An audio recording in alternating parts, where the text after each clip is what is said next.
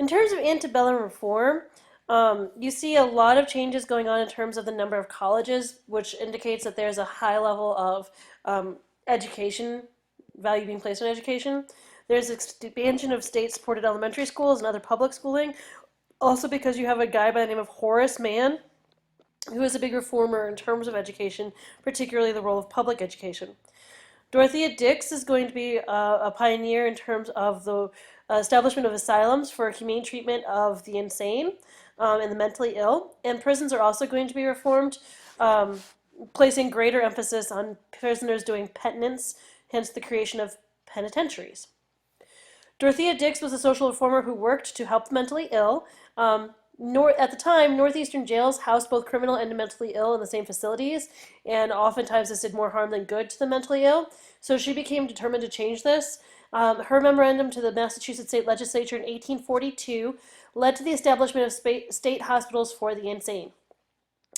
In terms of factories, the Lowell system became a popular way of staffing New England factories where young women were hired from the surrounding countryside, brought to town, and housed in dorms in mill towns for a short period of time.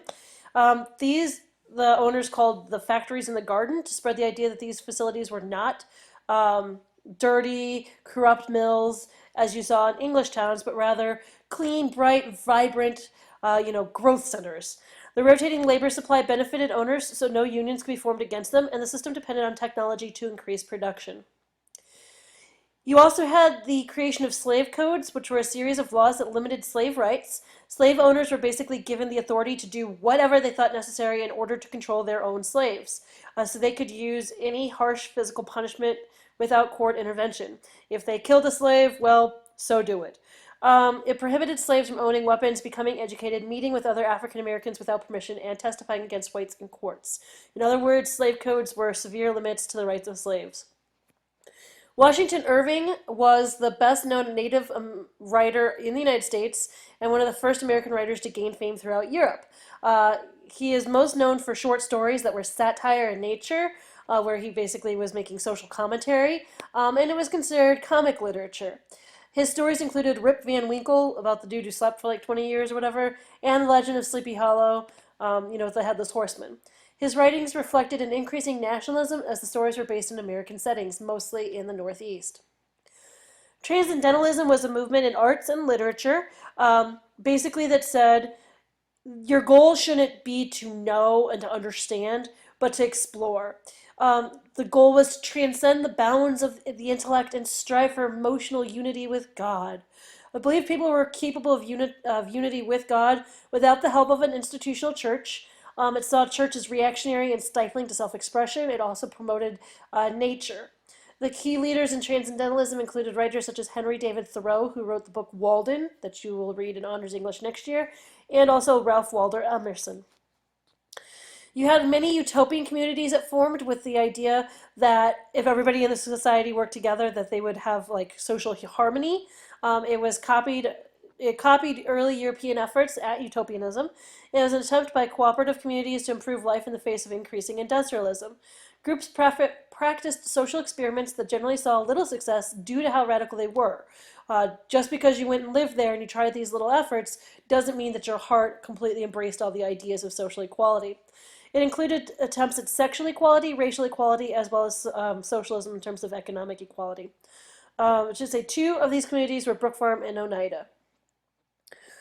Romanticism is a belief in the innate goodness of man, nature, and traditional values, and it was rooted in turn-of-the-century Europe. It emphasized emotions and feelings over rationality. Once again, this is seen as a response to the cold structure of the Enlightenment. You saw this expressed both in art and literature also. The Missouri Compromise was Henry Clay's solution over the issues of accepting proposed new state Missouri. At the time, the Senate was evenly divided between slave and free states, and the Missouri applied for statehood, and they wanted to enter as a slave state. And so the question was, what are we going to do? We're going to let there be more slave states in the Senate? John Talmadge added an anti-slavery amendment meant to prohibit the growth of slavery into Missouri and to free slaves already in Missouri when they reached a certain age. The Talmadge Amendment caused the Senate to block the Missouri Compromise and sparked heated debate about the future of slavery. So to settle the dispute, northern Massachusetts which today we would call Maine, was entered as a free state, which would once again maintain the balance between free and slave state. The legislative section prohibiting slavery in Missouri was replaced by a clause stating that all land of the Louisiana Purchase north of 3630 north latitude would prohibit slavery. So it just kind of drew a line along the south of Missouri and said, other than Missouri, if you are north of that line, you are going to be a free state. If you are south of that line, you're going to be a slave state. And this is going to last for about 30 years. Denmark Vesey was a slave who won enough money in a lottery to buy his own freedom. He gained wealth and influence in South Carolina. He was accused of using church get-togethers to plan a violent slave revolt. And so as a result, he and 34 alleged co-conspirators were hanged. But today we understand that the conspiracy was probably not real. Gibbons v. Ogden is another of the Marshall decisions. Determined that only Congress may regulate interstate commerce, including navigation. In this case, what happened was there was this dude named Ogden who received a monopoly to operate a steamboat between New Jersey and New York. New York granted him the monopoly kind of through Robert Fulton and his steamship and Robert Livingston. Gibbons received the same amount through Congress. The Supreme Court decided that the state monopoly was void, and this is important because, once again, you see the use of judicial review over state law made this a division of powers case as well. The Hudson River School was an art school that taught people how to paint landscapes. It was part of increasing American nationalism following the War of 1812. The influence of the European Romantic movement led many American artists to paint their homeland. So they would go out west and they'd print these little, landscapes of the Rocky Mountains, the Catskills, Niagara Falls, all those types of things. Key artists of this time period include Ms. Thomas Dottie, Thomas Cole, who is one of the most important, George Inez, and S.B.F. Morse. James Fenimore Cooper was a writer. He was born in New Jersey. His writing was influenced by the American frontier. He's going to write what are called the deer-stalking tales, of which the most famous is The Last Mohicans. And most of it deals with relations between settlers and Native Americans. His work, along with that of writers like Washington Irving, helped form the foundation for distinctive American literature. John James Audubon was also an artist, but he is most well known for painting animals, particularly birds. And he is going to eventually influence a nature organization called the Audubon Society, which is dedicated to the preservation of birds. The corrupt bargain of 1824 was the presidential election of that year, where there were 4 candidates: Henry Clay, John Quincy Adams, Andrew Jackson, and a dude named William Crawford, probably the least important of the 4. Jackson won the popular vote because he was a war hero. He's the one who won that Battle of New Orleans after the War of 1812. But he did not win the majority of the Electoral College vote, and as a result, the election is going to go to the House of Representatives to decide. At the time, Henry Clay was Speaker of the House, and so it seemed kind of obvious that he should win. Clay threw his support to John Quincy Adams, however, who would go on to win the presidency. In response, Adams gave Clay the post of Secretary of State, which is what Clay actually wanted. Accusations of a corrupt bargain were made by Jackson, but they are considered largely to be untrue. So John Quincy Adams wins the presidency. He becomes the 6th president, the first president whose father was also president. His supporters called themselves the National Republicans. Jackson's supporters labeled themselves the Democratic Republicans. He led an active federal government in areas like internal improvements and Native American affairs. His policies proved unpopular amidst increasing sectional interest and conflict over states' rights, and after his presidency, he went on to serve in the House of Representatives, where he forced debates against slavery and against the Jacksonian policy of removing Native American tribes. So he was kind of a civil rights leader in his own right. The Tariff of Abominations was a tariff bill with higher import duties for many goods bought by Southern planters. Calhoun, who was Adams's vice president, anonymously protested his own leadership's bill, suggesting that a federal law harmful to an individual state could be declared void within that state. Although we had already had the Supreme Court amendment that said no, states can't supersede federal rule. This suggestion of nullification would be utilized by other states and would escalate hostilities leading to the Civil War. So, speaking of Calhoun, vice president to both John Quincy Adams and Adams's political rival Andrew Jackson, who won the 1828 election, was a champion of states' rights. He's known for the really funky hair. He was a huge champion of states' rights, particularly Southern states' rights.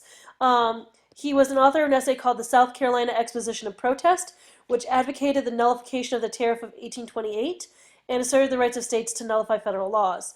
Later, as a senator, he was known for his repeated debates against Senator Daniel Webster over slavery and states' rights, demonstrating the ideas that would drive the country to the Civil War. So Jackson becomes the president in 1828, making him the 7th president following his success at the War of 1812. He also is going to go into various other southern states and quell Native American uprisings. He's most famous for the Indian Removal Act and the Trail of Tears, where he took a bunch, not he personally, but he had a bunch of Native Americans from the South moved out west.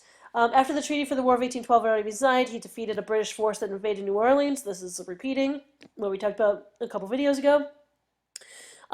He also presented himself as a self-made Westerner, so he was like a man of the people. His form of leadership, known as Jacksonian politics, called for a strong executive, relied on the party system, and emphasized states' rights. It implemented the spoils system approach to civil service, which was to the victor goes the spoils. So if you win the election, you get to appoint everybody who's in charge. And then, as I said, he signed the Indian Removal Act, which provided for federal enforcement to remove Native American tribes west of the Mississippi.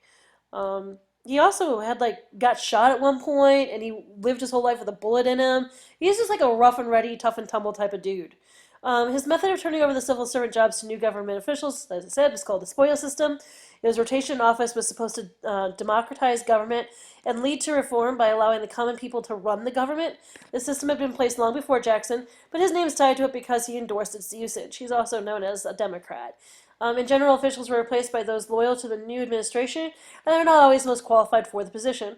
Over the span of several presidential terms, the system led to corruption and inefficiency, which therefore ultimately resulted in the Pendleton Act during the Progressive Era. Yay, Progressive Era! Which reformed the civil service. Alexis de Tocqueville was this French civil servant who traveled to and around the U.S. and wrote about what he saw in a book called Democracy in America, where he basically studied American democratic process, and then he wrote it for the French audiences and stuff like this. He assessed the American attempt to have both liberty and equality and provided an outsider's objective view of the age of Jackson. This is also when we have the birth of Mormonism. It was a religious movement founded by Joseph Smith. Smith claimed to have received sacred writings, he'd out in the woods and he found a golden tablet and an angel talked to him and all this other stuff. So he organized the Church of Jesus Christ of Latter-day Saints. And so he and a bunch of his followers are going to move out west to what would today be called Utah. Eventually, he's going to die along the way, and a dude named Brigham Young is going to take over. I'm not sure why I put an 8 in his name. Because they had unusual practices such as polygamy, everywhere they went, the Mormons were shunned. So when they made it to what they called Deseret, which became modern-day Utah, they created their own settlement where they could live as they wished. The Webster-Hayne Bill was a debate in the Senate between Webster and Robert Hayne that focused on sectionalism and nullification. It was part of the Tariff of Abominations. At issue was the source of constitutional authority. Was the Union derived from agreement between states or from the people who sought a guarantee of freedom? Webster stated liberty and union now and forever one and inseparable, until a couple years later with the Civil War. Nat Turner is another slave who is credited with leading a slave insurrection. He was based in Southampton, Virginia in 1831, and he was a slave preacher who believed it was his destiny to lead slaves to freedom. So he's going to lead approximately 60 in a revolt, first killing the family of his owner and then killing 55 whites in the surrounding neighborhood. Unlike Denmark Vesey, this is pretty well documented. The revolt was put down and many involved were executed, which led to stricter slave laws in the South, an end to the Southern organizations, and an end to Southern organizations advocating abolition. Lastly, you have the Tariff of 1832 and the Order of Nullification. The tariff favored Northern interests at the expense of Southern ones. Calhoun led a state convention calling for the Order of Nullification, which declared that the tariff laws were void and that South Carolina would resist by force any attempt to collect the tariffs. Jackson, though a supporter of states' rights, defended the Union above all and asked Congress to issue a new bill to give him authority to collect the tariffs by force if the Southern states refused. Jackson encouraged his allies to prepare a compromise bill so that the federal government would not lose its image of control and so that South Carolina would back down from nullification. Henry Clay presented the compromise tariff of 1833, and South Carolina withdrew the order, but tensions between the federal government and the state governments, particularly South Carolina, grew.